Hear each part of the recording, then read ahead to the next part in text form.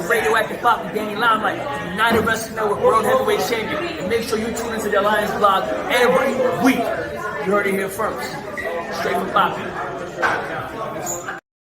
What is up, everybody? Welcome to the pre-party, a presentation of Alliance-Wrestling.com, your number one source for news and information for the National Wrestling Alliance. My name is Jay Cal, and sorry for the late start today, guys. I had a few tech issues on my end, but we're here.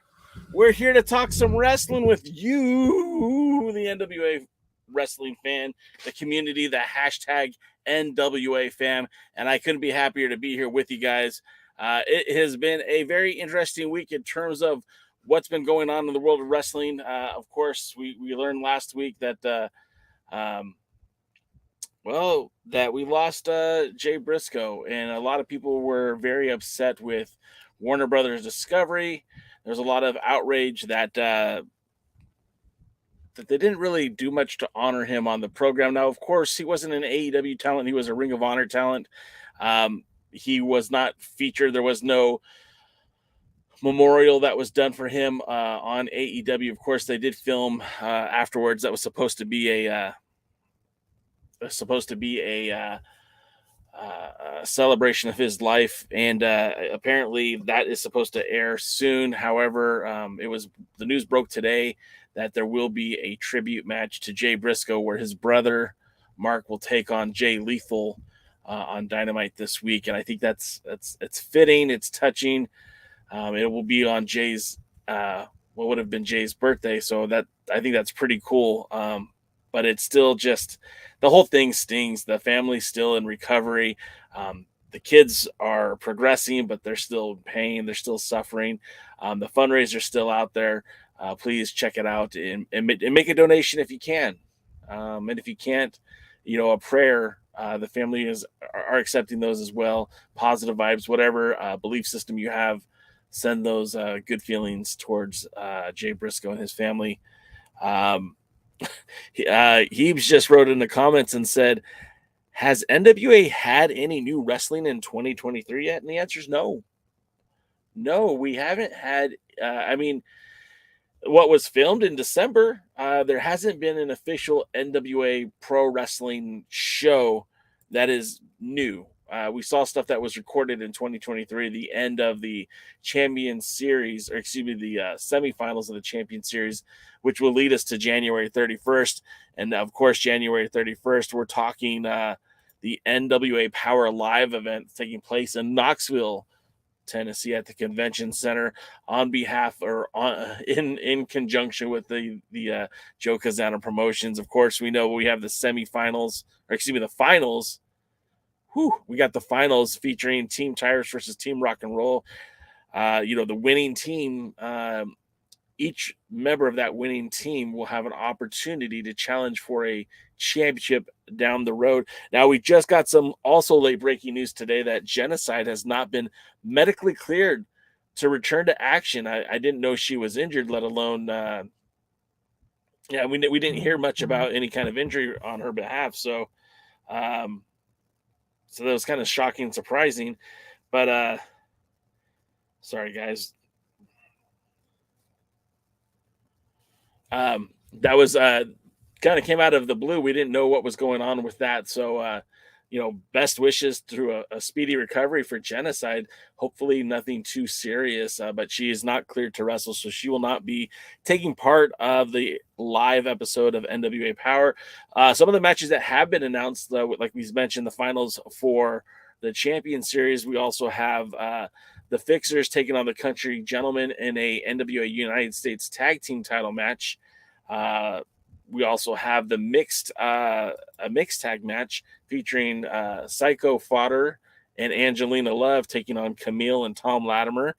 We have the No Tables match, which is probably the worst, the worst name for a wrestling match ever, because 100% the tables will be involved at some point. You got Bully Ray taking on Odinson.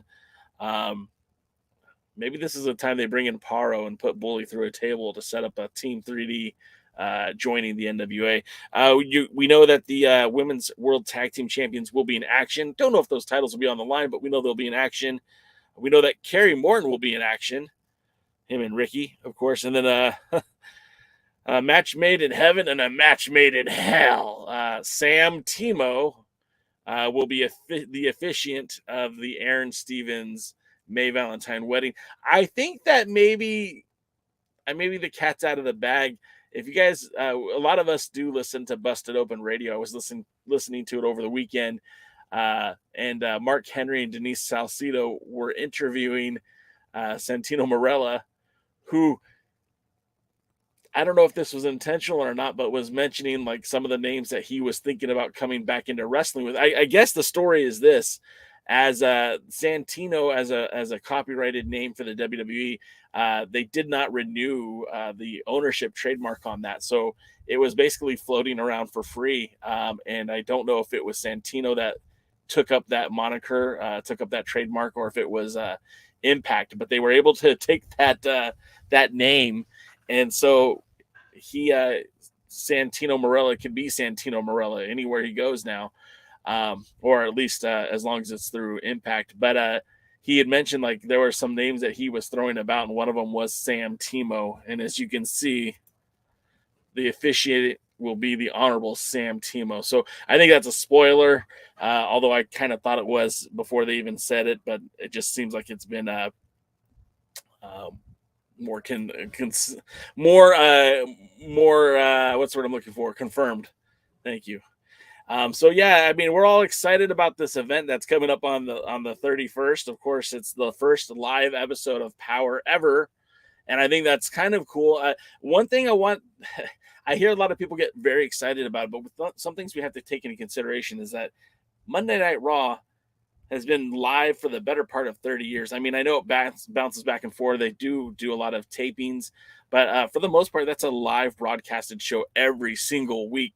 And I would like to say that also AEW, and to a lesser extent in the past, Impact, have been live each and every week. So the whole novelty of this being a live show, I mean, I think it's great for the fact that, they're going to get a right away reaction, an instant reaction to what the fans like and don't like about the broadcast. However, let's not act like they're breaking ground here. This is not new. This isn't new for anything. This is something that's been commonplace for almost 30 years, right? So I'm excited that they're catching up. I'm excited that we're having more live event tapings, but I'm not going to act like this is the next thing, the best thing since sliced bread, because it just isn't. I see that you guys have been hitting up the chats, so let's go to it. Let's read the comments. Let's get to it. First of all, thanks again for everyone being here on the show. Willie Bowen with the Tyrus joke of the week. He says, "Hey, J. Cal, Tyrus should wear a mask, then change his name to the Cholesterol Kid." I don't know if that's necessary, but all right, we're good. We're good. Lamb says the Pope charity show doesn't count as we're talking about wrestling events in 2023 for the NWA. And no, I don't think that the Love Alive charity actually counts, because those weren't it wasn't an NWA show. Now, some of the talents appeared on there, but also some of the NWA talents have appeared in GCW. They've appeared in WildKat. They've appeared on Coastal Championship Wrestling.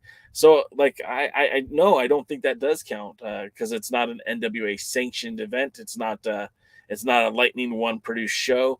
So no, I don't think it is. Heeb says, "I'm so thirsty for new wrestling. I actually turned on Raw, only to get pissed when they cut Bayley's cage match." Yeah. Speaking of getting so excited about pro wrestling, this weekend, I have 3 or 4 options. I may go to Tijuana to see The Crash, where I'm pretty sure I'll see Blue Demon Jr. and a lot of the legends of Lucha Libre in Tijuana, Mexico. Or I might go to the Masked Republic out in Palm Springs, which is not a short drive for me, or not a long drive for me, where at the Agua Caliente Casino, they're putting a Masked Republic show that's featuring a lot of talents from Lucha Libre. Or I might go to Rival Pro down in Baldwin Park, I think. That's a bit of a drive. That's almost as far of a drive to me than Tijuana is. And they're doing some live wrestling there as well. So there's a lot of wrestling in my local area. Support your indies when you can, guys. He says, I even watched some Nightmare Factory showcase today. I've heard mixed reactions about the Nightmare Factory. I haven't really gotten into it. I know Big Chris Dog was pushing that a lot in the Discord forum, but I haven't really kept up with it. Willie Bone is rooting for Team Rock and Roll during the Champion Series. Dave Scooby brings up an interesting point. The Hex, along with Father James Mitchell, are now with Impact.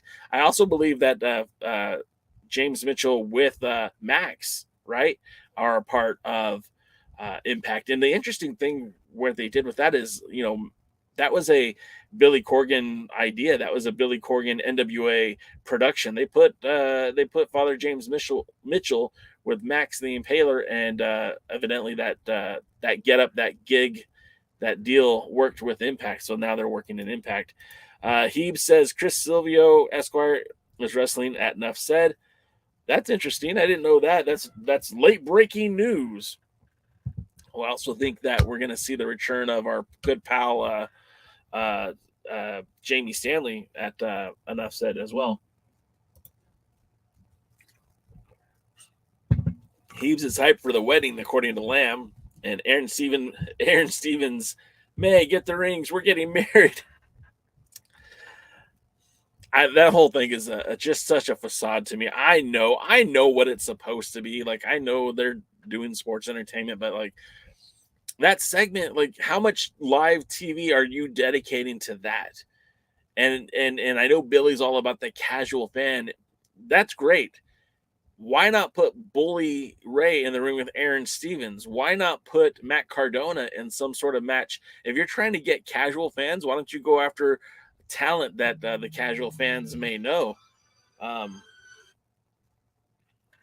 just think it's a bad idea to try to, put this sports entertainment stuff in the middle of a wrestling show when the fans who are watching the NWA are watching it because they're looking for an alternative. They're not looking for a copycat of the WWE.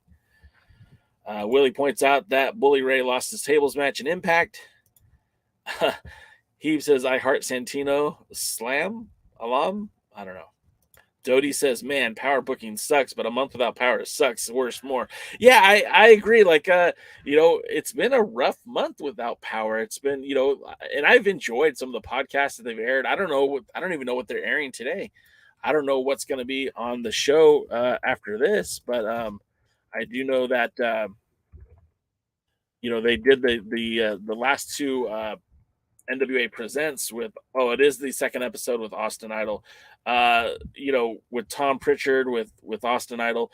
Both of those were very interesting listens. I really felt like I got exposed to some of the business that I was unaware of. I got to learn some things that I wasn't. Someone who is a dedicated wrestling fan who watches a ton of pro wrestling, I learned some things that I hadn't known before. So, I mean, I think that's all pretty cool. And, if that's the sort of stuff that you're into, I think it's a great watch. Otherwise, I think these would have been perfect episodes to use for breaks in between Power Surge instead of some of the other formatted shows that we got, like Velvet After Dark or the Fixers shows.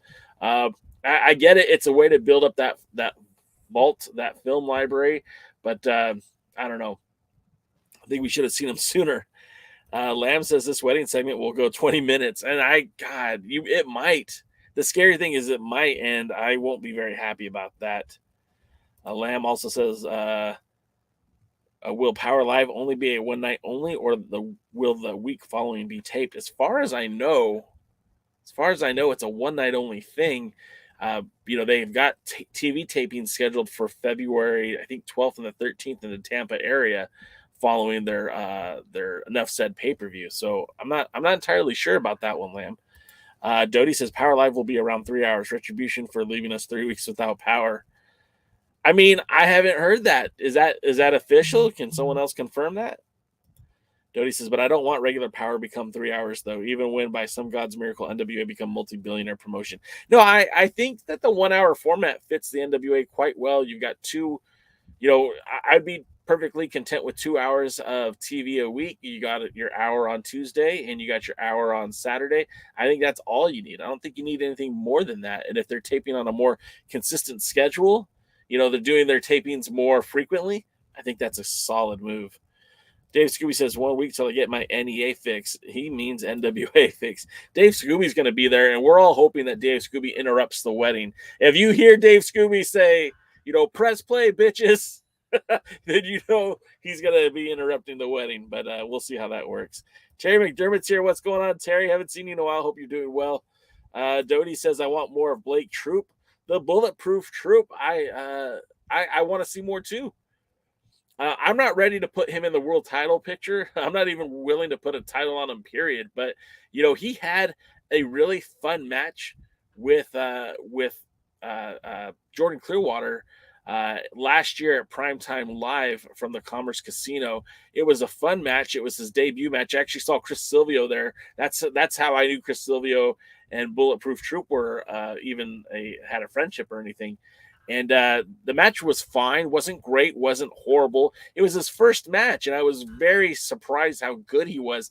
Since then, I know Bulletproof Troop has worked some Control Your Narrative matches. I know that he's been training with Chris Silvio and Genocide and their whole factory that they have down there in Florida. So I'm excited to see what's next for Blake Bulletproof Troop. He is capable of beating the crap out of some people, and I'm always for that. Chris said, should the NWA do a tribute to Jay Briscoe during the Power Live? 100%. I know it's a few days later. I know a few weeks later. But, especially considering he was essentially a talent. Jay Briscoe, along with his brother Mark, appeared at both of the Crockett Cups, right? They were there in 2019. They were there in 2023 or 2022, excuse me. And on top of that, they had wrestled other matches, TV tapings and stuff like that. They won the Crockett Cup. 100% they should be recognized. Jay should be recognized at the live taping. They should do, at the very least, a moment of silence or a 10-bell salute, something to recognize the contributions that Jay Briscoe had to the world of professional wrestling and the contributions he made to the National Wrestling Alliance.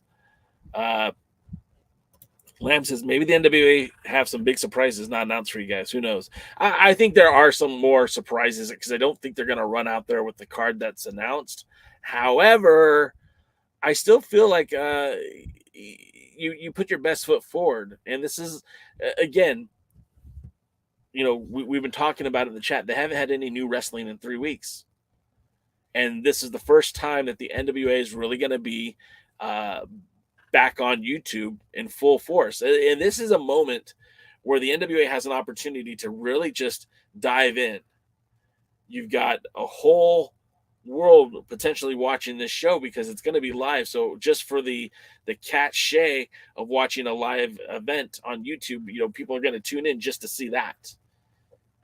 And you come at them with a wedding ceremony and a contract signing and a team war, whichever that is. And you're not really explaining, like, this should be a total reintroduction to what the National Wrestling Alliance is.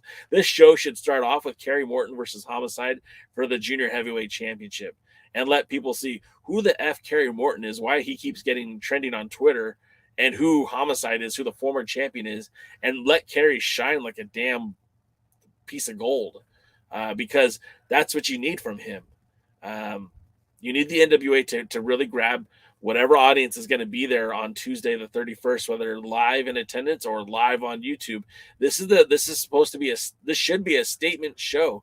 This should be the show that they're going to grab people's attention with.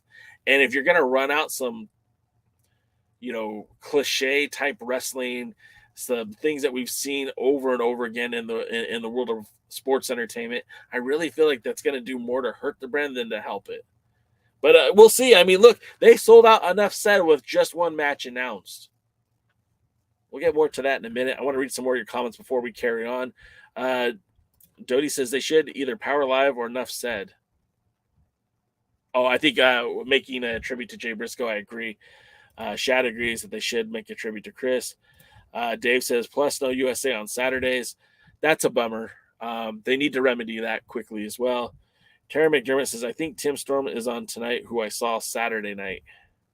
Yeah, Tim Storm. I do believe you saw Tim Storm. I saw some of the videos you posted on Instagram stories. You guys should follow Terry when he's out and about at the wrestling shows. He's had Tim Storm on a couple of his stories. Rick Del Santo's in the house. What's up, Rick?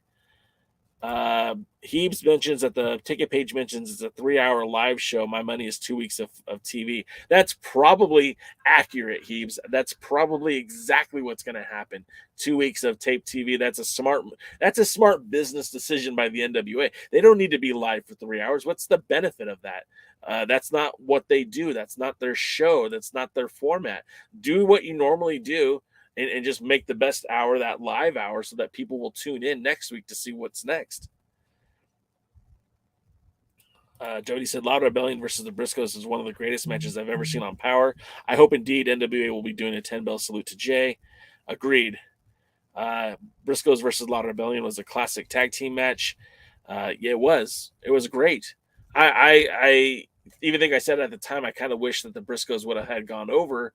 It would have been a bigger deal for Loud Rebellion to win the titles back, or do the title switch with Harry Smith and Doug Williams. Although obviously that didn't stay for very long. And the great Hisa, who just celebrated his 29th birthday yesterday, the Hisa says another Austin Idol episode tonight. So there you go. There you have it. But again, I don't have a problem with those Austin Idols episodes. I thought it was really, really good. A very good watch. Some of the news and notes that are circulating the NWA this week, of course, our Women's World Champion, who is anyone more on fire than Camille right now? I don't know if you guys were aware of this. She's been on Twitter for a long time, but she recently started posting as herself. She used to have a ghost writer for her, but she's been taken to Twitter herself, and now she's posting more regularly. And it's been some pretty interesting takes that she has. One of them was asking if someone said that your wrestling match was looked like great choreography, would you take it as an insult or something along those lines? I'm not reading it directly. Maybe I should have. But I don't know. I just like that when Camille's out there being active. Another thing she said, she kind of put an open challenge out there. Remember, Camille has been a part of autograph signings in the past. She'll be out in LA during WrestleMania weekend and just kind of voiced the opinion or voiced the looking for the opportunity to defend not the 10 pounds of gold, but the Burke. She wanted to let everyone know that, hey, she'll be in LA WrestleMania weekend. She'll have that Women's World Championship, and she's willing to take on all comers, which Cyborg from formerly of the UFC. I don't know what she's doing these days. I don't really keep up with the UFC like I used to, but she said she's game. So if someone wants to book that match, I mean, get on the phone, call Camille, call Cyborg, get that booked, because it'd be a very interesting dichotomy of a mixed martial artist versus a power pro wrestler. I think that'd be a lot of fun. But speaking of Camille, she'll be heading to Calgary actually in 2 days. Maybe she'll be leaving tomorrow night. She's going to be defending the Burke on the 26th. Now, this marks the first time in the Lightning One era that the NWA Women's World Championship has been defended in Canada. The last time the NWA Women's World Championship was defended in Canada was Jazz defeating Alexia Nicole in a 2 out of 3 falls match in Toronto, Ontario, Canada. I think that was like I want to say that it was like 2017 or 2016. It was one of Jazz's last title defenses before the NWA, essentially before the NWA crossed over to new ownership. In fact, you know what? It might have been after Billy Corgan purchased the NWA. Now that I think about it, I have to do some research on that date. But prior to that, the last time that the Women's World Championship was defended in British Columbia, you have to go all the way back to 2007 with the Amazing Kong, who showed up for the NWA member ECCW at the time. And Kong, Kong was Kong. Kong took that title everywhere. She defended that title in Canada. She defended it in Japan. I think she worked a lot of international dates as Women's World Champion. Back to this Thursday, Camille will be taking on Ava Lawless. Now, Ava Lawless, known as the Hellion, has been wrestling for about 3 years. She was trained by Impact Wrestling's Raj Singh and Chick Cullen and Chucky Blaze. So she's still kind of a newcomer, still green behind the ears. But I still could imagine that Camille and her can have a really good match out there in Calgary, Alberta, Canada. Can I be serious for a moment? The other thing that I noticed, and I missed it last week, was that our World Tag Team Champions, La Rebellion, Bestia 666, and Mecha Wolf, recently were in the United Kingdom last weekend, and they were competing for TNT Extreme Wrestling. Now, if you guys might remember in the Wayback Machine back in June, La Rebellion went to TNT Extreme Wrestling in the UK to do a title versus title match where they ended up defeating the Kings of the North to win those titles. So they had their first successful TNT Extreme Wrestling tag team title match, and they were famously posed at the venue with both their NWA titles and TNT titles. But outside of that, there hasn't been a lot of talk about La Rebellion. We haven't heard anything about Scion, and both of those teams were very active prior to Hard Times, defending those NWA World Tag Team or NWA titles, whether it be the World Tag Team titles with La Rebellion and Scion with the National Championship. Of course, Jordan Clearwater won that television championship, has had one title defense at the Revolution Rumble as part of the WildKat event, but hasn't defended that title since. And then also you have to bring up the fact that at the last NWA WildKat event, our former World's Heavyweight Champion and now former WildKat Champion, Trevor Murdoch, lost to Brady Pierce. Now, you guys know Brady Pierce is one of the Spectaculars, teaming with Rush Freeman and led to the ring by Rolando Freeman. And now, that's a big deal for WildKat to put their belt on somebody like Brady Pierce. Obviously, Brady Pierce is a very talented guy, but now we're seeing a different, different spotlight on him. An indie promotion is getting behind him, an indie promotion with ties to the NWA. And I don't know if that means that there's going to be some more interest in the NWA to use Brady Pierce as maybe an individual, or if this is just a wash and doesn't mean anything at all. They just wanted to get the belt off of Trevor Murdoch. I don't really know. I do know that it's kind of exciting. If you're Brady Pierce, I mean, it's pretty cool when a wrestling promotion wants to invest in you, put the belt on you. Hopefully, I know the next WildKat event isn't until March. Hopefully, he'll have a prominent role on that card. As far as Trevor Murdoch goes, that means he's more or less free and clear. So, who knows what happens after Enough Said? Who knows what happens at those TV tapings afterwards? Maybe Trevor will find himself back in the world title picture sooner than we know. I'm kind of curious. What do you guys think? Do you think Trevor Murdoch losing the WildKat title means that something's happening for him in the NWA? Or do you think it just means that WildKat wanted to go a different direction? Leave your comments. Let me know. I want to hear what you have to say. I'm going to jump right back into the comments section. Because that's your news and information for the NWA this week. I do know that Kerry Morton just had a defense also in Maine, and that guy's really out there defending that junior heavyweight championship. The crazy thing is with Kerry Morton working with GCW, we're kind of getting that heel that I know a lot of us here at the Alliance guys have been wanting to see in the NWA. Real cocky, real arrogant, and the GCW fans absolutely despise him, which is perfect. It's perfect. There's a possibility, although not likely, but a possibility that Kerry Morton might become your next GCW World Champion. I don't know how I feel about that. Willie Bowen wants to remind you that Austin Idol is the leader of the Idiot Mania Sports Management, does not make or break NWA Power and Impact USA. I don't think he impacts anything, but I do believe that his stories are very interesting to listen to. The group of talent that they've put around him, obviously, look, pro wrestling is a show, and it's showbiz, and it's entertainment. But putting him around, basically every champion makes him feel legitimate, makes him seem like a true manager of champions. And if you are a fan of pro wrestling and you want your guy to be a champion, you're like, hey, you need to be with Austin Idol because he makes champions. Remember, he was the guy that took Nick Aldis to his first World's Heavyweight Championship match. He's the guy that took Jordan Clearwater to the TV title. He took Scion to the National Championship, and although he wasn't there ringside, you got to give the man credit for getting Tyrus not only to the TV title, but also the World's Heavyweight Championship. He needs to get some credit because it's all part of the faction, the storyline. Terry McDermott goes back to earlier, says that the 1 hour keeps you wanting more, 3 hours make you sick of seeing wrestling.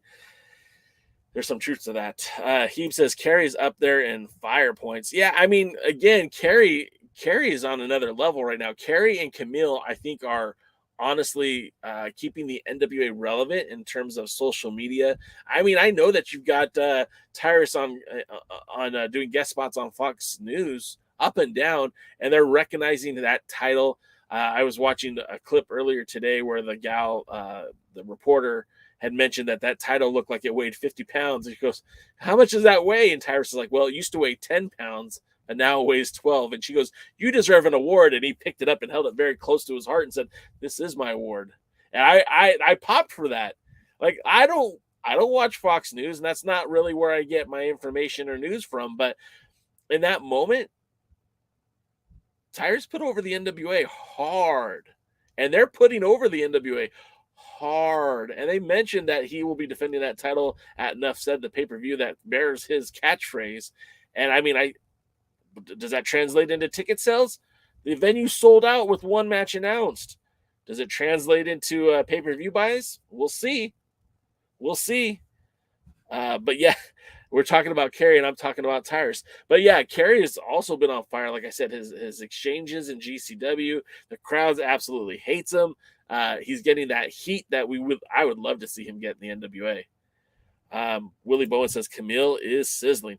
That woman is doing everything right. I don't know why she had a problem with being on Twitter earlier, but I really feel like she's doing it the right way right now.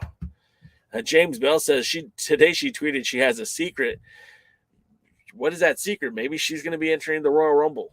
I mean, look, her match is tonight, or excuse me, on Thursday night. There's plenty of time to get back to San Antonio for a surprise entrance into the Royal Rumble. You know, last year they had Mickie James, who was the Knockouts women's champion. Why not have the one-time Burke champion Camille show up? I mean, look, I know it's only going to pop a certain amount of people, but man, how many of you would pop if Camille showed up at that Rumble?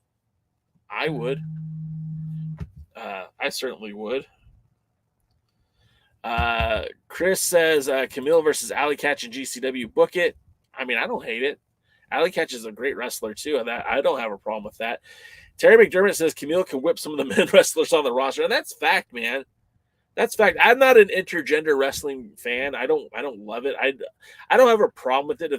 If you like it, that's great. I'm not going to stop you from watching it. I'm not boycotting those matches. I'm not leaving the arena if that match happens. It's just not my cup of tea. I'd rather see the men take on the men and the women take on the women. But that's just that's just your boy Jay. Camille versus Reka Tahaka. That would be what the kids call a banger right there. Reka Tahaka is a savage. She's brutal in the ring. And Camille, well, we all know what Camille's capable of. That would be a great show, a great match. Dave Scooby says, if any NWA champions defend outside the NWA, would you love to have highlights shown on the NWA YouTube? It highlights the title, the talents, and the NWA. I think this is something else I was going to get into a little bit later, but we'll go ahead and talk about it now. The NWA has done a great job of kind of fostering these relationships with a few of these wrestling promotions. For a fact, you could say WildKat. For a fact, you could say Tried and True Pro Wrestling, which I don't know if they're back yet or not. For a fact, you could say Joe Kazana Promotions. That's 3 promotions, 2 in Tennessee and 1 in New Orleans, that have really kind of had these great events with the NWA and partnered with the NWA to have these exciting matches, exciting shows.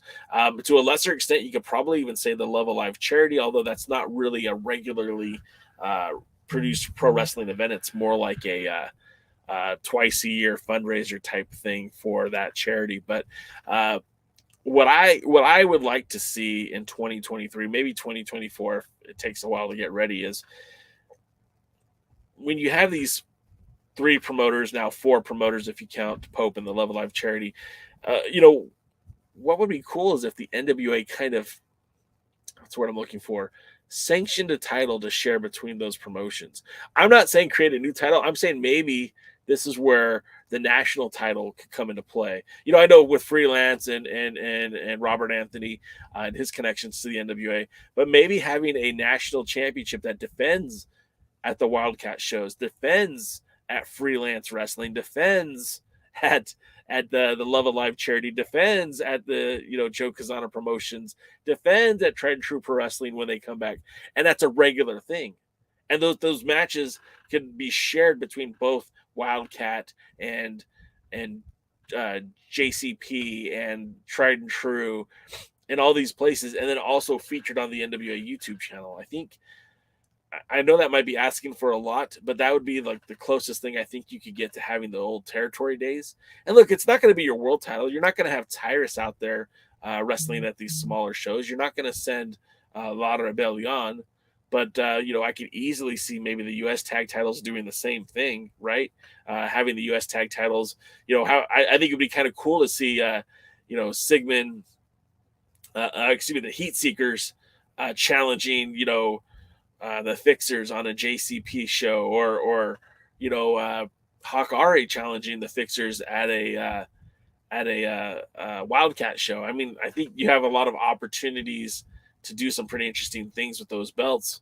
And it doesn't really have to impact the storylines that you have on television. And if you choose to make it more inclusive, I think that'd even be better, because then you're kind of doing that synergy thing where both parties could benefit from working together. But that's just me. That's just something that I was thinking about today. Shower thought, if you will. Dodie says Camille versus Kong or China in their prime should be brutal. Yeah, I mean, China would have been interesting. I think Kong would have eaten up Camille. China wasn't a great wrestler, but she had a great look. And similarly, Camille has a great look. I think Camille is becoming a better wrestler than China was. Just my opinion. Lamb says, didn't Clearwater defend versus Mercurio? And I don't recall that. I might be wrong. I don't recall that. I know that he defended against Mims. Speaking of Mims, we'll have Mims here on Thursday night as part of the Alliance Guys podcast. Mims will be joining us in the old style format of the old shows where me, DKM, and Jaden will be talking to Mims. We'll be talking about his growth, his development, where he came from, and where he plans to go. Of course, I hope you guys will join us for that show. That'll be Thursday at 8 p.m. Eastern, 5 o'clock Pacific, right here on youtube.com/The Alliance Blog or twitch.tv at The Alliance Blog. More of your guys' comments. I'm trying to keep up with you. Toady says, those Robert Anthony jabroni guys was spotted wearing gear similar to Scion. Did he steal Scion's gear? And that's the reason that Scion has been silent? Suspicious. I mean, I did notice that, and I was like, how do you play that off? How do you play that off, Mr. Fantastico? But I think it was kind of cool that I want to see Scion do what Scion was doing a couple of months ago, which is just defending that title everywhere he goes. It's kind of hard when, this kid Robert Anthony is always hogging up the spotlight. So they need to come to some sort of agreement on who's going to be representing where, so we can get more Scion matches. James Bell says, is Brady at WildKat to fill the hole of a Rhett Titus doing more at NWA? I don't think so. I think Rhett is still available. Like, look, Rhett isn't signed to anybody. Rhett isn't a Ring of Honor exclusive. He's not. He's basically a free agent. He's a freelancer, and I'm sure he's happy to work wherever they'll book him. Wherever they want to pay him to wrestle, I think he'll be happy to go. Sean Mega's in the house. What's up, Sean? Heap says, I feel like Rolando getting over with the powers that be kind of buried Brady Pierce on Power. I agree, and I think that's ultimately the reason why you break up Freeman and Pierce almost immediately. I would rather see you put Brady Pierce, if you're going to put him in a tag team, put him with somebody like Jamie Stanley. Put him with somebody that could be a heel. Rush Freeman's too goofy to be a heel, and I mean that in the most sincere way. Rush Freeman, along with his little big brother, Rolando, it's so hard for me to say, I don't know why. They're too nice. They're too friendly. They're fan favorites. And Rolando, the hip thing, it's ridiculous. And the kids love it. And the fans chant it. But it's not good for a heel heat. And it's not good for a serious wrestler. It's goofy shit. It's goofy for the sake of being goofy. The bow ties, the homage to the Fantastics. I mean, Brady Pierce is not the Fantastics. I don't know what else to say.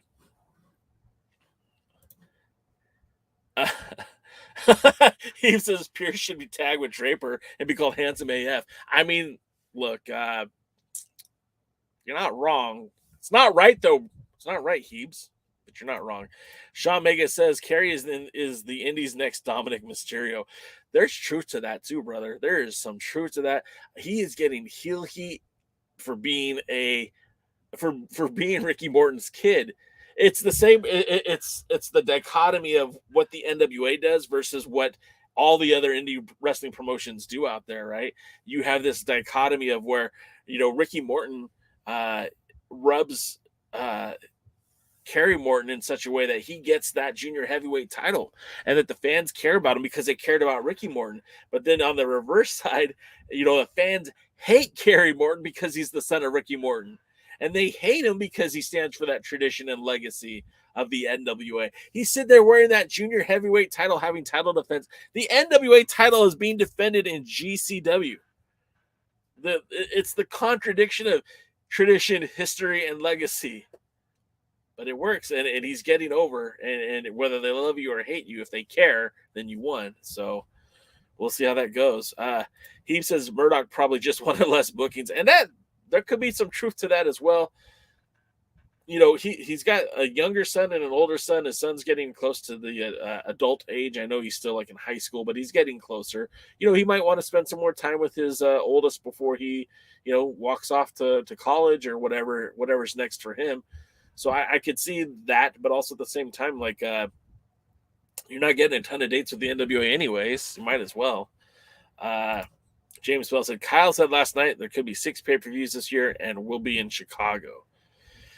Yeah, I heard that too. I didn't know about Chicago, but it makes sense. I'm surprised they honestly haven't ran Chicago earlier with the connections to Billy Corgan where he grew up. Where, that's he has said on more than one occasion he's trying to recreate the wrestling he fell in love with, although I don't see that in the ring. It only makes sense for them to do something in Chicago, and there's a lot of talent there like Misa Kate, Joe Alonzo, and I believe Scion all kind of hang out in that Chicago area. Doty said that Tyrus is great at putting people over. He's capable of wrestling more and willing on wrestling more. I honestly don't mind him as being the champion. Yeah, I mean, I feel the same way. He's not my first choice. He's not even my 5th choice to be world's heavyweight champion. But the guy does have the gift of gab. He's able to get up there and cut a promo and get you to believe in it. He gets you to buy into it. And that's really an important role to have as a world's heavyweight champion. Because remember, Ric Flair spent most of his nights wrestling losers and nobodies. Not every night did he wrestle Sting. Not every night did he wrestle, Ricky the Dragon Steamboat. And he had to go out there and put on a match and make you believe. And in some ways, Tyrus is out there making you believe. You don't have to like him. But did you buy a ticket? Did you watch the pay-per-view? And he did his job. DKM says national heavyweight and U.S. tag titles. I think that goes back to my idea of kind of not leasing out the belts, but kind of redistributing the wealth a little bit to have those belts defended on some of the independent wrestling promotions that are associated with the NWA. I think so. And I would love that. I think both those titles would be great. And that would put Scion out there wrestling more frequently in Tennessee and in Florida and to lesser extent Florida and New Orleans, and the same thing with the national title, or excuse me, the tag titles, the fixers, wrestling in Tennessee, wrestling in Florida, wrestling in New Orleans. And I think WildKat actually has shows in Houston as well, or at least they used to. Doty says the NWA usually works with other promotions when doing pay-per-view tours, either Tried and True, WildKat, SICW, the WLW, or Joe Kazana promotions. I wonder what promotion they will work with during Nuff Said. It's based in that Tampa area. I know there's a lot of wrestling promotions, smaller ones like I Can Believe in Wrestling, and there's a lot of them based in that in Florida. So it could be any one of them. Doty says, I like the cooperation with local promotions during the tour. Many local promotions I would love to see work with the NWA. I agree. I think it's a good deal for everyone involved. Pollo Del Mar's in the house. You darn dirty no-gooders. I I pop when I read that. Poyo will be on later tonight streaming some NWA matches. You guys definitely want to check that out. That goes on at I believe 9:05 Eastern, 6:05 Pacific. So long after the NWA Presents is over, probably after the Bearded Trio as well. But you guys should check that out. Poyo has a fun stream if you guys watch it. I know it's on Twitch. I don't know if it's on YouTube, but you should check it out. Dodie says Robert Anthony versus Scion an electric barbed wire time bomb ultraviolet death match. Was that what they put Abdullah the Butcher in the electric chair? Terry says I can live without the Freemans. You and me both, Terry. I'm not a big fan of Ronaldo. I could get behind Rush in the right circumstances. I did like him in the Ill Begotten. They changed that up, and I felt like he fit in very well there. Him and Alex Taylor and Jeremiah Plunkett. Not happy with the way it happened. Poyo says also sadly Brady's banging bod makes Rush look unnecessarily and inaccurately chunky. Yeah, and the thing is, like, I think for the most part, that dude's a pretty, like, I would like to have that kind of a body that that Rush Freeman has. He's in pretty decent shape, but then you put him next to Brady Pierce, who's cut, right? He's cut, or in Poyo's words, banging bod. And it's awesome. Sean says maybe Kerry will turn on Ricky next week. I don't want him to turn on him. You guys remember back when WCW and Nitro, right before the NWO era, I think it was before the NWO era, and you had Sting, who was a babyface, teaming with Lex Luger, his best friend, but Luger was kind of a heel. And Luger would do all this heel stuff behind Sting's back, but when Sting would turn around, Luger would put on a happy face and shake hands with the fans and kiss babies and run for president. But as soon as Sting turned around, he would like ignore the fans and brush them off. I would love that for Kerry and Ricky. I think that would be an ultimate dynamic. That'd be so much fun. Poyo says it's fantastic that Kerry embraces it. And I think Poyo means the GCW heat. And it is. It's his dad is a great worker, and we used to have our doubts about what Kerry could and couldn't do in the ring. He knows how to work. He might not be the world's greatest wrestler, but he knows how to work, and it's getting to be very interesting. Dodie says Kerry turning on Ricky sounds cliche, but heel Kerry has been fire on Indies GCW if the NWA can capitalize on that. Yeah, I think so. I hope they do. It's hard. It's a hard dynamic. It's a hard story to tell because there's a lot of moving pieces. And again, this is the brain trust starts and ends with Billy Corgan. I know there's a lot of voices in there, but it's Billy's vision. So if Billy wants it, it's going to happen. If Billy doesn't want it, then it's not going to happen. And Billy has already said like he's booking the show that he wants to watch. So we kind of are left here to figure out if our values and our idea of what's entertainment lines up with Billy Corgan's, and every time it does, you kind of give yourself a high five, and every time it doesn't, you go, "Woe is me." Heeb says Chicago. I may skip the chase it. Yeah, Chicago would be a fun city. Excuse me. Chicago would be a fun city. I've never been to Chicago except for in the passing airport, but it would be a fun place to go watch wrestling. And like Poyo says, Chicago is a great wrestling city.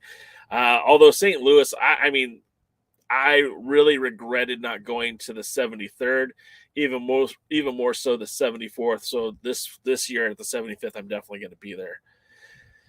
Dave Scooby says the Champion Series sort of put a stop to all title defenses. Yes. And that was the worst part about the Champion Series. I like the Champion Series.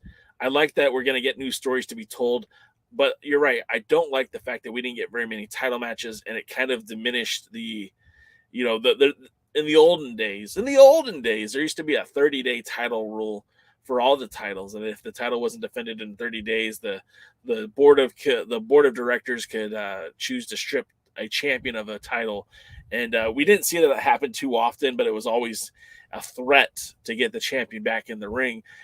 And unfortunately, with the way that the NWA tapes, the way that that was the end of the year, and the fact that they took a hiatus for the live event that's coming up on the 31st. It really did kind of break down any opportunity to build momentum with the championship defenses. Luckily, we had Camille and Kerry out there defending their titles, respective titles on the indies. It would have been awesome to see Scion and Tyrus and Lara Bellion and the Fixers and Jordan Clearwater all follow suit. Unfortunately, it just didn't happen.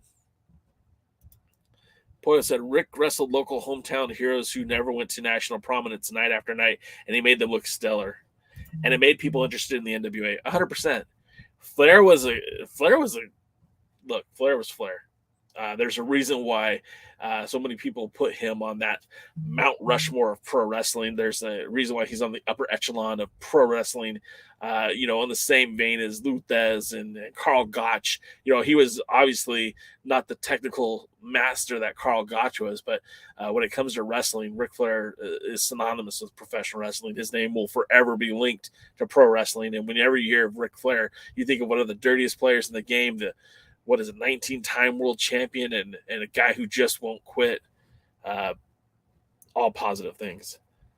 Back to Poyo's show. It will only be on Twitch, so make sure, programming note, look for Poyo Del Mar on Twitch. Easy to find, easy watch, fun watches. He says Chris Silvio Schools in Tampa. They might be the ones applying the ring and the support for the show. I don't know. Those questions I don't really care about, and I don't mean to sound like it's beneath me to care, but that doesn't really matter. It only matters when they start interacting. If it's Silvio School, not an actual promotion, then it shouldn't have any consequences going forward. Doty says an NWA pay-per-view in Chicago is great because it's one of NWA's founding territories and technically current headquarters of NWA, and that Billy has signed a number of Chicago youngsters. Yeah, everything you said is correct. Willie Bone wants to see Sion versus Dax Draper, I'm assuming for the national championship. Doty says Billy can secure the church building where the International Amphitheater once was, where he was doing a pay-per-view in Chicago. Poyo says I have an entire story in my head as to how Kerry and Ricky should play out. I'm gonna pick your brain later, Poyo, because I'm interested to see if we have the same thought process. Doty says I wonder what promotion the NWA will work with if he does a pay-per-view in Chicago. Maybe freelance. I think they're based in Chicago, right? Willie says, what legit tag team that can defeat La Rebellion? In the NWA currently, I think Hawkari should be the team to dethrone them. But who is there legitimately right now? I mean, nobody, because Hawkari can't do it. I don't see the Southern Gentlemen doing it. I don't see the Fixers doing it. The three best tag teams that were in the NWA are all gone now. The Briscoes had signed before Jay passed away. You had the OGK who are moved on to AEW, and the Commonwealth Connection seemingly are no more. So there aren't a strong tag team in the NWA. But you could probably look at maybe the Damage Control. Not Damage Control. That's not their name. Blunt Force Trauma. That would be Carnage and Damage. I mean, they might be a tag team that could challenge for those tag titles. That's probably the only team that hasn't had an opportunity yet. Boy says, don't skip anything. Go to all of it. She'll give you free autographs and hugs, and she's feeling charitable. Poyo, the longer you hang out with us, the more your reputation gets sullied. I'm just letting you know that. Willie's all about that deep dish Chicago-style pizza. Doty says, I know Hawkari has lost a lot of rebellion several times with Hawkari or Riot. Yeah, I agree, man. I really, when it happened in New Orleans, I was one of the people who was like, "Oh, this is good, man. This makes sense." After talking to some people afterwards, I changed my mind. I flipped the script. However, if Hawkari decides to challenge La Rebellion in Mexico City for those tag titles and win, that's going to get a lot of heat in Mexico, the same way that La Rebellion got a lot of heat in New Orleans. And I'm just saying that might be fun watching.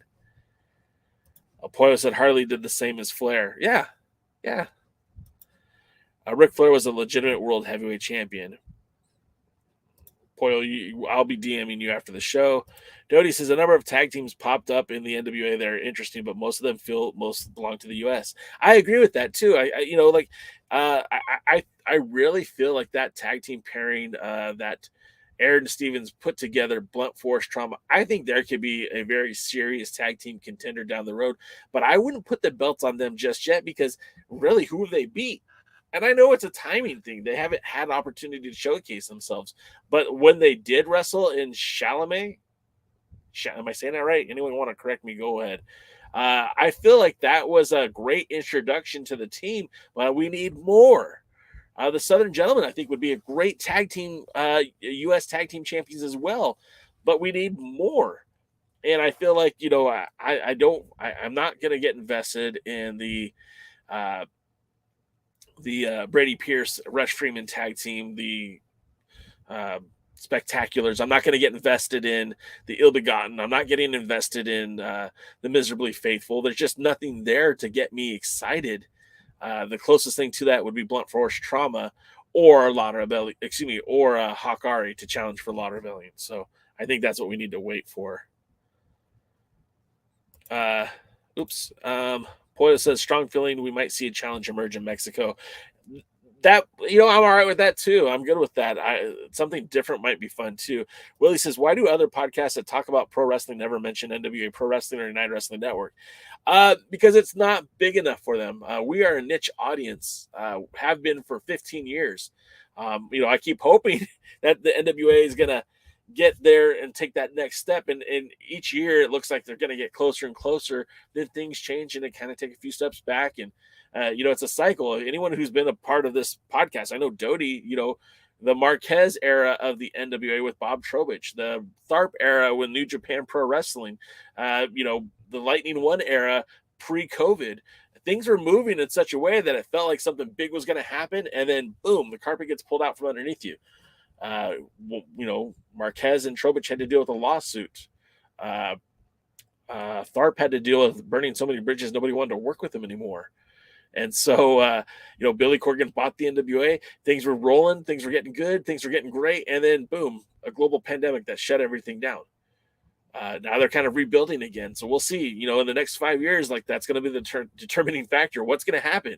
Billy Corgan says that there's 6 or 7 streaming platforms out there wanting to do business with them. Maybe we'll see something come from that.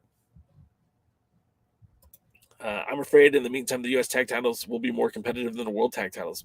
I'm okay with that too. If that means that La Rebellion's out there defending the titles in Mexico or whomever wins the titles, if a strong tag team comes from AAA and wins those tag titles, I'm not complaining about it. I'll be all right with that. Boya says it's still up in the air as to whether Mexico City sees NWA versus NWA or NWA versus AAA, and I hope we see interpromotional matches. It's got to be It's got to be the interpromotional matches. I'm not saying it has to be an entirely interpromotional war, but I'm saying like some title matches, the high profile matches, that got to be interpromotional. They have to. Like, no offense to Trevor Murdoch or Tyrus, but I don't want to fly to Mexico to see Trevor Murdoch take on Tyrus. I just don't. I don't. I'd rather see Alberto El Patron take on Tyrus. And I know that's cancer water, that's heat, that's hot. I'd rather see that than, and that's no disrespect to Trevor Murdoch either. I really like Trevor Murdoch. Tell the affiliates we're going to go a little bit longer today because it's just a podcast. We're going to talk a little bit more. Doty says, "Country Gentlemen will fix the fixers, new champions." I'm with you on that one, Doty. I hope we get to see that. He says, "Could be something there with a team out of Dane, Silvio, and Bulletproof Troop." I'm all right with that. I'm okay with that whole Chris Silvio Esquire, espionage army, whatever you want to call it. The NWA has never been afraid of stables in the past. You've had the Horsemen, the Freebirds, the J-Tex Corporation, one of my favorites. Even going way back to the Legion of Doom, the Dangerous Alliance. I'm all right with them putting together another stable under Chris Silvio. If he's the manager, I'm cool with that. If he wants to be just a group of dudes wrestling, I'm good with that too. I'm fine with it any way they want to go. Just give me some good quality wrestling. Personally, I'd like to see Aaron Stevens if he's no longer going to be an in-ring competitor, I'd like to see his stable grow a little bit more. Dodie says he's a Blake Troop guy. Heap says, Willie, I have almost 60,000 followers on Instagram, and NWA-based posts simply just don't trend compared to other companies, other options. Yeah, Heaps, and Heaps, probably more than anyone else on this page, Heaps knows what works when it comes to social media. Follow Heaps, Kayfabe Soup on Instagram, Twitter, Facebook, whatever. Not only are the memes hilarious, but the videos are awesome too, and I always pop. Heaves has a whole network dedicated to that, and they're better than what Gary Horn puts out. Sorry, Gary. Gary has good memes too, though. They're just not always wrestling related. Dodie says, but the man has wrestled just recently. Definitely not deserved for world title, though. Not yet. Dodie says, but Jack Stane and Blue Troop? Yeah. Get everyone pregnant. Poyo says, absolutely does amazing things to see NWA talents take on AAA stars. Elevates the NWA titles to have those defend against top stars. And Silvio is also a terrific in-ring competitor. I haven't seen Silvio in the ring, but he's a hell of a talker, that's for sure. And I'm sure that dude can sell tickets. I hate the fact that he still has this lawyer-esque gimmick. I'd rather he just been a shit talker this whole time. You know what I mean? He could still be an advocate for somebody without being an attorney. But yeah, I agree with you, Poyo. I think putting those titles on the line in Mexico adds to the prestige of the titles. And we were just talking about it earlier. Camille's taking that the Burke to Canada for the first time in about 8 years. Is that right? About 6 years. Still pretty impressive. And the first time in British Columbia in about 8 years. No, in about 15 years. And I mean, I think that's the kind of stuff that wrestling fans have always been interested in. It's the history of these championships. Like in no other sport does your Super Bowl champion doesn't go on to defend the title in an NFL Europe league. In baseball, the winner of the MLB World Series doesn't go on and face the winner of the Japanese baseball league. It just doesn't happen. These things don't happen. There's no crossover like that in professional sports. But in pro wrestling, the world champion in Mexico can come to the United States and defend his world championship. In professional wrestling, a Japanese world champion can come to the United States and defend his world title. And there's no reason why our world champions can't go and defend in other parts of the world. And our NWA World's Heavyweight Champion and subsequent the heavyweight champion, the women's world champion, the tag team champions, the junior heavyweight champion should be traveling everywhere they can to defend the titles. And those matches should not be regulated to just TV or just pay-per-view. Our champions should be traveling champions. They should be wrestling in Japan. They should be wrestling in Mexico and Canada, United Kingdom, Austria, Germany, Australia, and all points in between, because that's what really differentiates them from what you see on the other programs, at least in my opinion. Willie says Tyrus versus 2 Roasted Turkeys would be a great match. What? Dodie says Tyrus or Matt versus Alberto in Mexico. Yeah, I agree for this big match for the sake of a big match. And again, if you listen to what Billy Corgan says, and I just listened to his interview that he did recently where he was talking about garnering the interest of the casual fan. I'm going to tell you this. The casual fan doesn't know who Jack Stane is. Your casual fan probably doesn't know who Brady Pierce is, or Dak Draper, or Jordan Clearwater, or a lot of the guys that we fall in love with in the NWA. But you know who they have heard of? Well, they know who Tyrus is because they see him on Fox News. Or if they watched Raw, 10 years ago, they know that Trevor Murdoch was there. Or they know who Matt Cardona is because not only has he gone viral on the internet so many times, but they remember him as Zack Ryder, right? They might remember the Pope from his initial run in the ECW as the New Breed, right? Or his time in Impact. Those are the mainstream guys, and those are guys that if you're trying to capture a mainstream audience, those are the guys you need to get behind. I'm not saying you can't put some magic and money and effort into guys like Jordan Clearwater and Scion and Lara Bellion and Kerry Morton. I'm just saying if you want to capture that that casual fan, which I hate the expression because there's no such thing as a casual wrestling fan. A casual wrestling fan watches Royal Rumble and WrestleMania. That's it. They're not watching the NWA. They're not watching AEW. They're not even watching MLW. They're not watching Ring of Honor. They're watching WWE. They're watching the Royal Rumble and WrestleMania. That's it. Let's see. Terry says, will we ever see the NWA being franchised to indie promoters? Maybe, but probably not. That was the model of the old guard, and I don't think it worked to a degree, but nobody got rich doing that. Nobody made a fortune, and as we learned from a promoter like Dave Marquez, who he spent millions of dollars in growing the NWA Pro Wrestling brand to now Championship Wrestling from Hollywood, there was, at the end of the day, changing the name didn't stop the promotion from still doing what it was doing. So if someone is serious about promoting wrestling, partnering with the NWA sure might be a good idea, but it's always going to be the NWA is going to do what's best for the NWA, and the indie promoters will always do what's best for the indie promoters. Hisa says, is Fox News viewership actually helping the NWA? Tires had the TV title belt on the show for a while too. Yeah, that's a fair question, Hisa, and the answer is I don't know.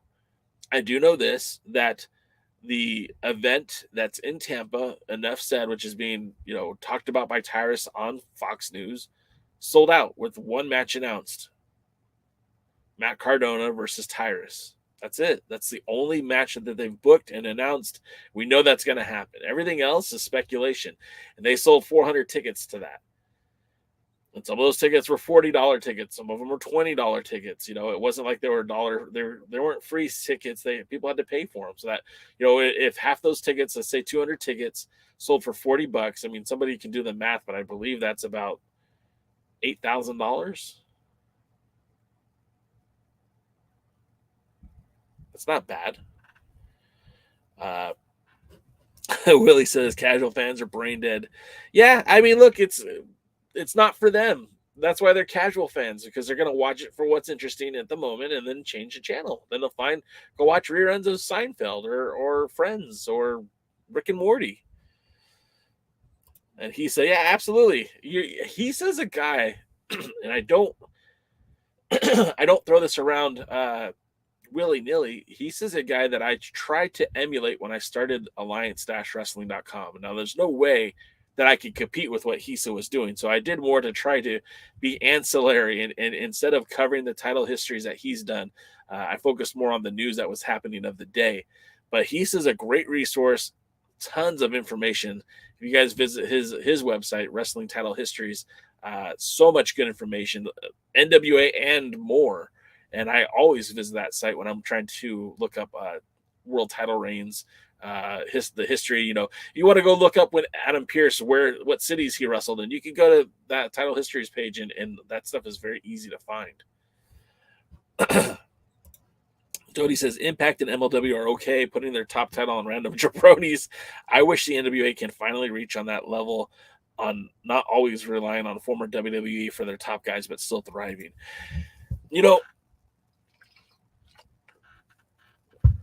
I recently saw an MLW poster, and it had like Jacob Fatu, and it had Alexander Hammerstone, and it had a few other guys that I didn't recognize. And I kept looking at that poster, and I think it's the ad for Reels. I don't have it available, sorry, but I just kept thinking, like, that's awesome, right? Because I don't know most of those guys there.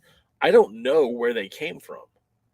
Like when you see Johnny Mundo on the flyer, like, oh yeah, you started with the WWE. If you see if you see somebody like FTR, you're like, yeah, they were in the WWE, but there's a core group of wrestlers who never had exclusive contracts with anybody, and it'd be cool to see what they could do if the right owner and right promoter and right money guy and right booker got involved and did something, collaborated, and took lesser known talents like you guys are talking about, like Nick Aldis, right? Like if you followed Impact, then you knew who Nick Aldis was. But if you didn't watch Impact, you had no idea who he was. And that was kind of refreshing. A lot of people now are just now discovering who LA Knight is. I've been watching LA Knight since 2006, 2007. Hey, Jammin' Music Man's here. What's up, Jammin'? We're running a little late today. Tell the affiliates we're running long. Let's see. Willie says Fox News isn't helping to promote the NWA POWERRR USA. I beg to differ. I watched the segment today where the female journalist, reporter, whatever you want to call her, literally acknowledged the belt that Tyrus is holding and gave him an opportunity to talk about the title and talk about his upcoming title defense. Dodie says a number of people literally just realized the NWA is still around after seeing Tyrus with the belt. But are these people who will follow the NWA? Let's hope so. Yeah, exactly. That's why they don't change the 10 pounds of gold. You'll see the WWE reimagine their world titles quite frequently. It's a company that's been around since the 60s, but I could think of at least 4 or 5 iconic titles, not just titles that they made, but iconic images that are burned into my brain. The winged eagle, right? The smoking skull belt, right? The Unified Championship, there's so many of those belts that the spinner belt, right? They're so iconic that the WWE made, and that's because that belt, that title that they had, the belt that Hulk Hogan won, the green belt with the all the gold on it, it doesn't have the same prestige, the same panache as the 10 pounds of gold. There's a reason why, the NWA didn't pull out big gold and try to emulate, 1987 Jim Crockett Promotions. It's because that belt has been used everywhere. It's no longer as fancy or as exclusive as it once was. But the 10 pounds of gold is pretty much exclusive to the NWA, or, the look of it has been duplicated in Mexico. And yeah, I know there's a lot of jabroni knockoffs out there as well. But, there's only 10 pounds of gold. Terry McDermott says casual fans like cartoon characters, not wrestlers like Danny Hodge. Yeah, there's truth to that too. What's up, Jeremy? You guys gonna have a big show tomorrow. The other Alliance guys tomorrow are also breaking format. They're gonna be interviewing Drew Onyx. Drew Onyx is a former NWA North American champion and also held this belt right here, the NWA British Commonwealth Championship. I am looking forward to that interview. I was actually wanting to bring him on my show, the Sessions with J Cal, but our pals over at the other Lines guys beat me to it, so good for them. Willie says, just take the NWA World Title from Tyrus, then put it on a legitimate wrestler. Maybe the NWA can get some recognition. I feel like there's a lot of opportunity all the way around. I know you're not a Tyrus fan, and that's okay. You don't have to be. I don't think he'll be world champion forever, and at some point the belt will come off of him. Hopefully we'll get a champion who will go and do the things that you hope he'll do that Tyrus isn't able to do. And Jammy Music Man says, I recently purchased the Best of Blue Demon Jr. DVD. It has his NWA title win from Adam Pierce. How did you feel about Blue Demon as NWA champ? I wasn't a huge fan of Blue Demon at first, and when I heard about his most recent situations, I don't know how I feel about him as a human being, but as world champion, I mean, he did a lot for the NWA. A lot of people think of Blue Demon as kind of this pariah that didn't help grow the brand, but he brought Coca-Cola to the television tapings. He brought prominence to the NWA. He literally got guys. He got corporate sponsorship in the NWA, and I think that was a huge win in those early days on the Colors program. And I know Dodie knows what I'm talking about. But he took the title to the United Kingdom. He took the title to Spain. He defended the title in Canada, United States, Mexico. He wore the title in Japan when he teamed. Who did he team with? I think it was Ultimo Dragon. Yes, it was Ultimo Dragon.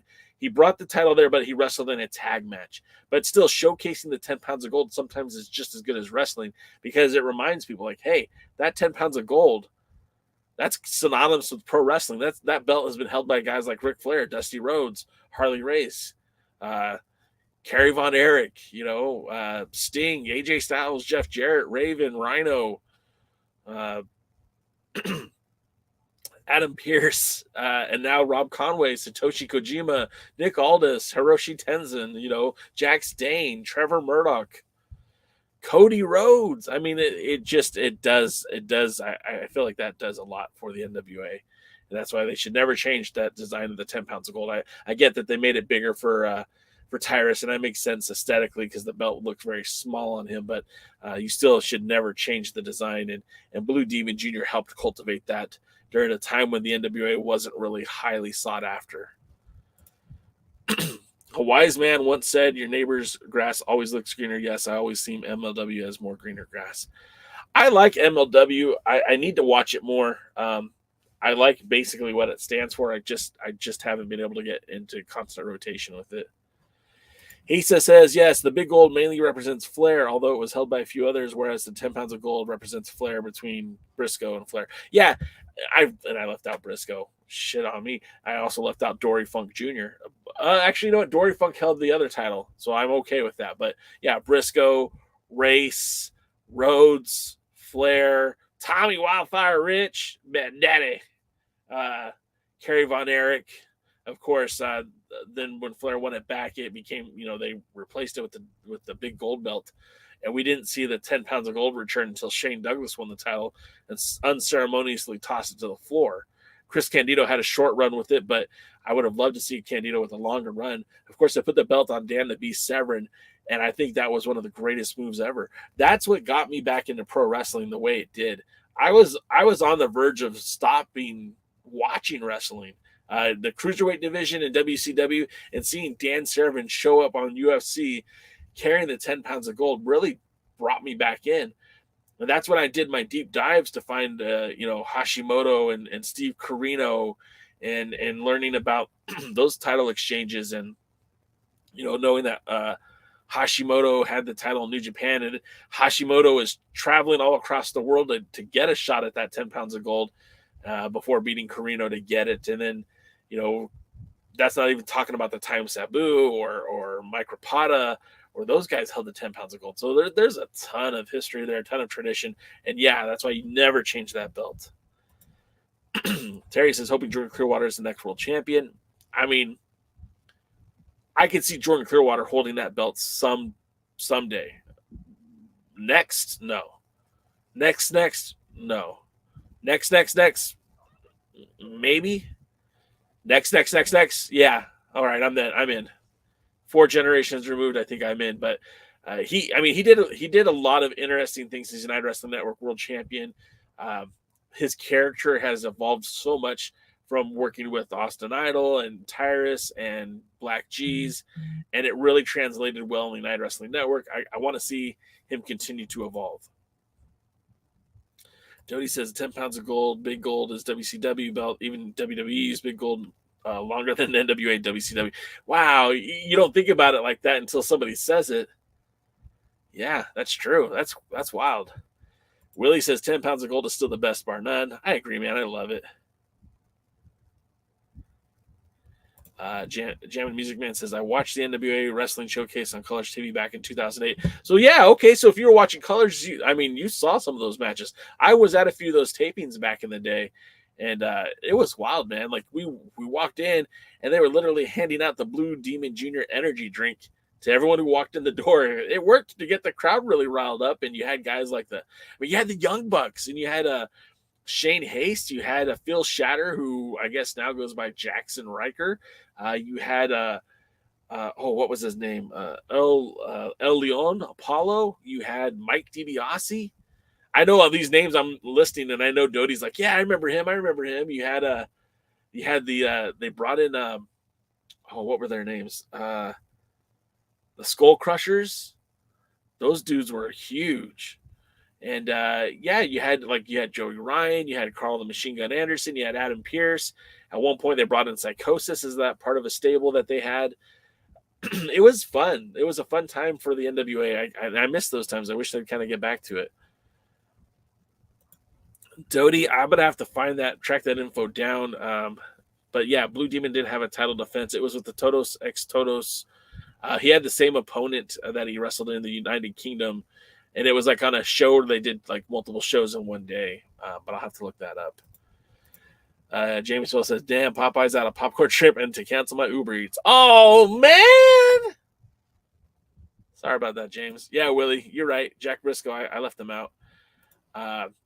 Wrestling with MMA says, I watched quite a few episodes last night of MLW, really digging what they're doing all around over there.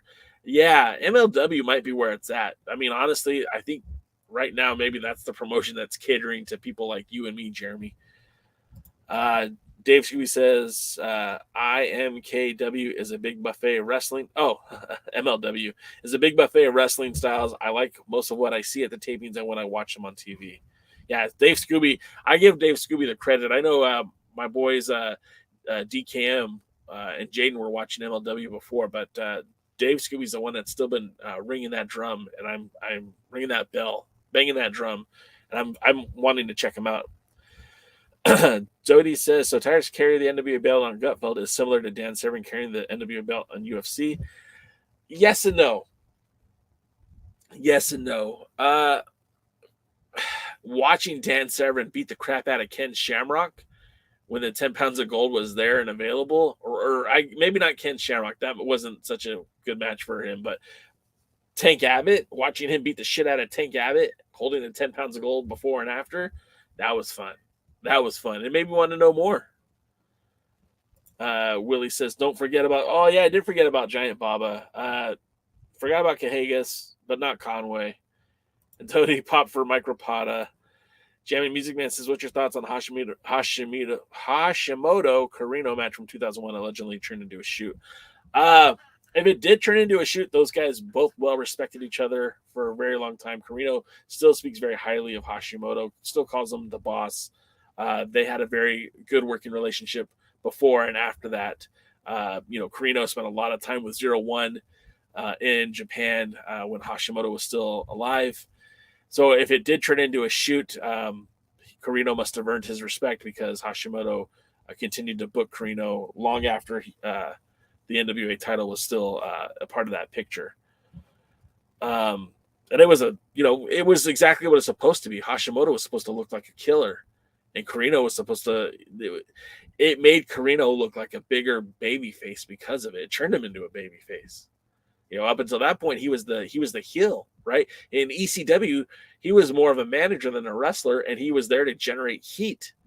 And this is the first time any time I had seen Carino wrestle after or before that, and he had garnered so much sympathy and babyface affection, and it made Hashimoto the heel. And I remember weeks after that happened, and Hashimoto was in Los Angeles at a UPW show, and like Tom Howard was leveraged to get a shot at Hashimoto, but you had Samoa Joe right there too, who both those guys would go on to have matches with Hashimoto in 0-1, and then the relationship between UPW and 0-1. So had Impact not happened, we might have seen a lot of crazy stuff with that Hashimoto reign.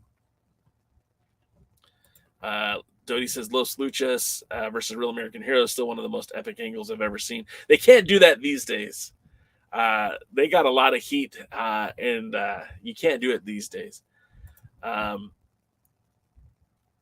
He said, I don't even know if it's listed on the site, but I will look up the info for you. I know I have it written down somewhere.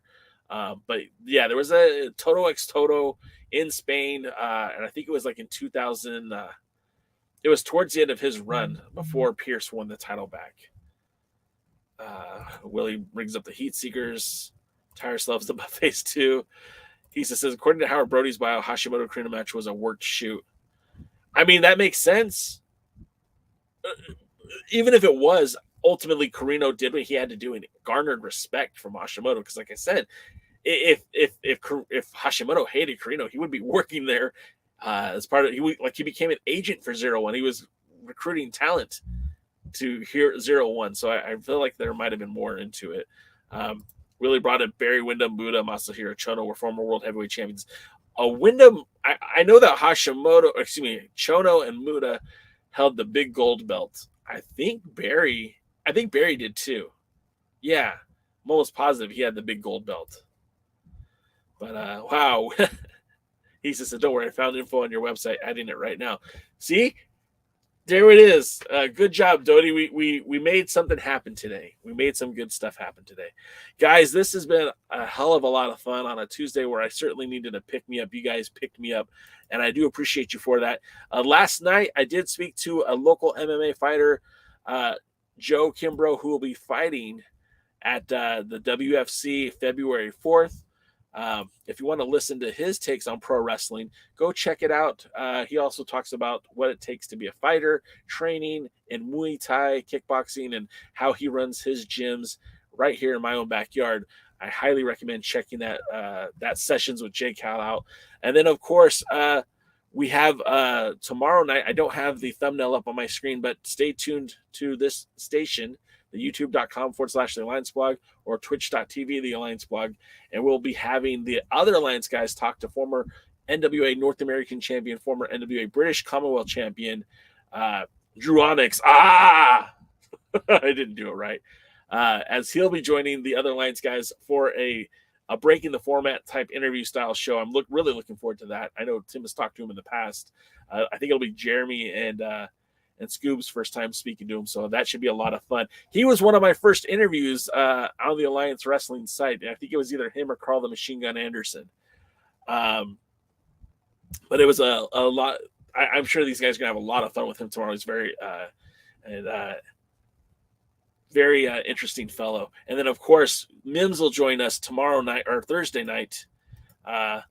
He'll be joining Jaden and DKM and myself as we talk about, of course, the live event happening January 31st. We'll be talking about Enough Said and basically what's been going on with big, strong Mims. We haven't seen him in a while in the rings. It's been since, it's been a while. But we'll talk to him and we'll get caught up with what's going on with Mims and all that, much, much more on Thursday night. Again, appreciate you guys being here. Appreciate you guys being a part of the chat. We're going to take it from here and say, ladies and gentlemen, I just lost my screen there. Ladies and gentlemen, appreciate you being here.